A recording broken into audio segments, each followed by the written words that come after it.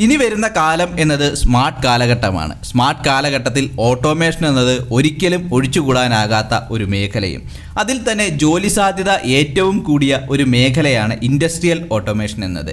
ആ ഒരു ഇൻഡസ്ട്രിയൽ ഓട്ടോമേഷനെ കുറിച്ചാണ് ഇന്നത്തെ ഈ വീഡിയോ. ഈ ഒരു ഇൻഡസ്ട്രിയൽ ഓട്ടോമേഷൻ്റെ സാധ്യതകളെ പറ്റിയും അതുപോലെ തന്നെ PLC, HMI, VFD പോലെയുള്ള ഉപകരണങ്ങളെ പറ്റിയും അവയുടെ വയറിങ്ങിനെ പറ്റിയും പഠിക്കാൻ നിങ്ങൾക്കും താല്പര്യമുണ്ടെങ്കിൽ നമ്മുടെ ഓൺലൈൻ ക്ലാസ്സുകളിൽ നിങ്ങൾക്ക് ജോയിൻ ചെയ്യാവുന്നതാണ്.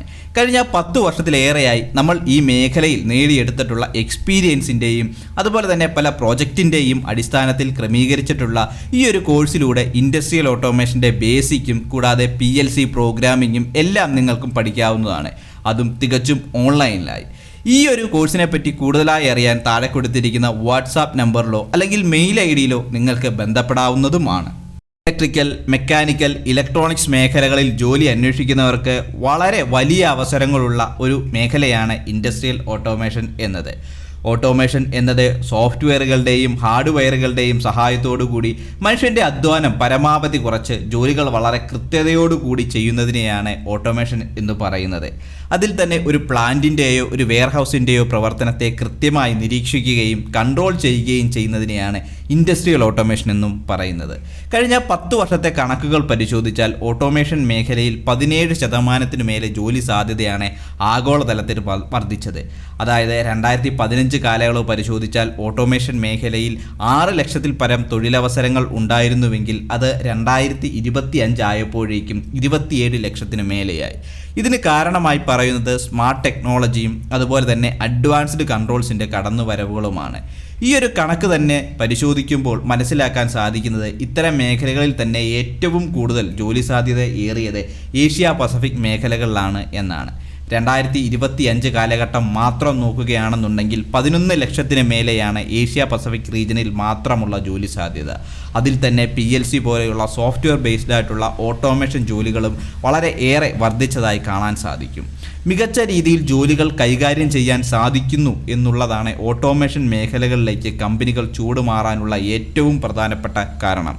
ഇന്ന് ഒട്ടുമിക്ക എല്ലാ കമ്പനികളും ഓട്ടോമേഷൻ മേഖലകളിൽ കൂടുതൽ ഇൻവെസ്റ്റ്മെൻറ്റ് നടത്തുന്നു. അത് കമ്പനിയുടെ പെർഫോമൻസിനെയും നല്ല രീതിയിൽ തന്നെ സഹായിക്കുന്നു.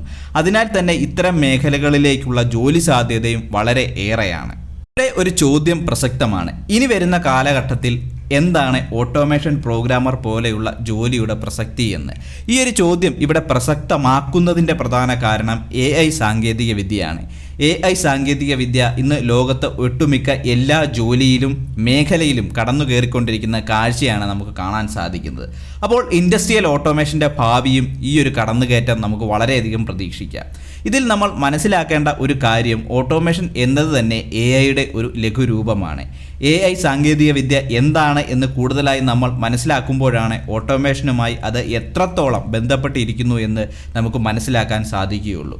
ഓട്ടോമേഷൻ എന്നത് ഒരു കേന്ദ്രീകൃത കൺട്രോളിംഗ് സംവിധാനമാണ് എങ്കിൽ ഈ ഒരു കൺട്രോളിംഗ് സംവിധാനത്തെ നിയന്ത്രിക്കാൻ സഹായിക്കുന്ന സാങ്കേതിക വിദ്യയാണ് AI എന്ന് പറയുന്നത്. ചുരുക്കി പറഞ്ഞാൽ AIയും ഓട്ടോമേഷനും പ്രവർത്തനം വെച്ച് നോക്കുകയാണെങ്കിൽ രണ്ടും രണ്ടാണ്.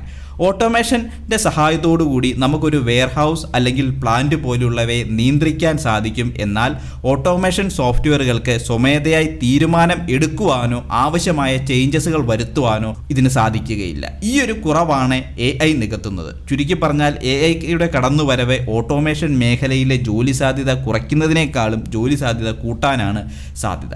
ഇങ്ങനെ AI ഇംപ്ലിമെൻ്റ് ചെയ്യുന്നതിലൂടെ പ്രിവെൻറ്റീവ് മെയിൻ്റനൻസ് പോലെയുള്ളവ വളരെ എഫിഷ്യൻ്റായി തന്നെ ചെയ്യാൻ സാധിക്കുന്നു. കൂടാതെ IoT പോലെയുള്ളവയുടെ സാധ്യതയും വളരെ ഏറെയാണ്. നമ്മൾ ഉപയോഗിക്കുന്ന സാധാരണ ഇൻഡസ്ട്രിയൽ ഓട്ടോമേഷൻ എക്യുപ്മെൻറ്റുകളായ PLC, HMI, SCADA പോലെയുള്ള സോഫ്റ്റ്വെയറുകളും ഹാർഡ്വെയറുകളും ഒരു കേന്ദ്രീകൃത നിർമ്മിത ബുദ്ധിയുടെ സഹായത്തോടുകൂടി കുറ്റമറ്റതായി പ്രവർത്തിക്കാൻ AIയുടെ കടന്നുവരവ് സഹായിക്കുന്നു. അതിലൂടെ ഒരു വെയർഹൗസോ പ്ലാന്റോ ബ്രേക്ക് ഡൗണിലേക്ക് പോകാതെ തന്നെ കൃത്യമായി പരിപാലിക്കാനും അതിലൂടെ പ്രൊഡക്ടിവിറ്റി കൂട്ടുവാനും സാധിക്കുന്നു. അതായത് മറ്റൊരു രീതിയിൽ പറയുകയാണെന്നുണ്ടെങ്കിൽ ഇന്ന് നമ്മൾ ഉപയോഗിക്കുന്ന ഇൻഡസ്ട്രിയൽ ഓട്ടോമേഷൻ എക്യുപ്മെൻറ്റുകളായ PLC ആട്ടെ, HMI, SCADA പോലെയുള്ളവ കൺട്രോളിങ്ങിനും മോണിറ്ററിങ്ങിനുമാണ് പ്രധാനമായി ഉപയോഗിക്കുന്നത്. അവിടെ AI കടന്നു വരുന്നതോടുകൂടി ഡേറ്റയുടെ അടിസ്ഥാനത്തിൽ കൃത്യമായി കാര്യങ്ങൾ മനസ്സിലാക്കാനും അതിലൂടെ മിഷൻ ലേണിങ്ങിൻ്റെ അഡ്വാൻസ് ടെക്നോളജികൾ വികസിപ്പിക്കാനും സാധിക്കുന്നു. ഇങ്ങനെ ചെയ്യുന്നതിലൂടെ ഒരു പ്ലാന്റിൻ്റെയോ വെയർഹൗസിൻ്റെയോ പ്രവർത്തനം കൃത്യമായി തന്നെ പഠിച്ച് അവിടെ ഉണ്ടാകാൻ സാധ്യതയുള്ള പ്രശ്നങ്ങൾ മുൻകൂട്ടി മനസ്സിലാക്കാനും അത് പരിഹരിക്കാനും AI സാങ്കേതിക വിദ്യയിലൂടെ സാധിക്കുന്നു. സ്മാർട്ട് കൺട്രോളർ പോലെയുള്ള ഉപകരണങ്ങൾ ഇതിന് വളരെയേറെ സഹായകരമാകും. ഇവിടെ നമ്മൾ മനസ്സിലാക്കേണ്ട ഒരു കാര്യം, ഇത്തരം ടെക്നോളജികൾ വരുമ്പോൾ കൺട്രോളിങ്ങിന് ആവശ്യമായ VFD പോലെയുള്ള ഉപകരണങ്ങൾ നമുക്ക് അപ്പോഴും ആവശ്യമായുണ്ട്. അപ്പോൾ ഇത്തരം ഉപകരണങ്ങളുടെ പ്രവർത്തനവും അതിൻ്റെ വയറിങ്ങും എല്ലാം തന്നെ അറിഞ്ഞിരിക്കേണ്ടത് അത്യാവശ്യമാണ്. ഉദാഹരണമായി പറയുകയാണെന്നുണ്ടെങ്കിൽ ഒരു മോട്ടറിനെ AI ഉപയോഗിച്ച് നമ്മൾ കൺട്രോൾ ചെയ്താൽ പോലും അവിടെ VFDയുടെയോ സോഫ്റ്റ് സ്റ്റാർട്ടറിൻ്റെയോ സഹായമില്ലാതെ അത് സാധിക്കില്ല. അതായത് AI ടെക്നോളജികൾ ഉപയോഗിക്കുമ്പോഴും അതിനെ സപ്പോർട്ട് ചെയ്യാൻ നമ്മൾ ഇന്നുപയോഗിക്കുന്ന പല കാര്യങ്ങളും ആവശ്യമായി വരുന്നുണ്ട്. ഇൻഡസ്ട്രിയൽ ഓട്ടോമേഷനെ പറ്റി കൂടുതലായി അറിയുവാനും അതിൻ്റെ സാധ്യതകളെപ്പറ്റി മനസ്സിലാക്കാനും നമ്മുടെ ചാനലിൽ തന്നെ മുമ്പ് നമ്മൾ ചെയ്തിട്ടുള്ള വീഡിയോസ് എല്ലാം തന്നെ നിങ്ങൾക്ക് കാണാവുന്നതാണ്.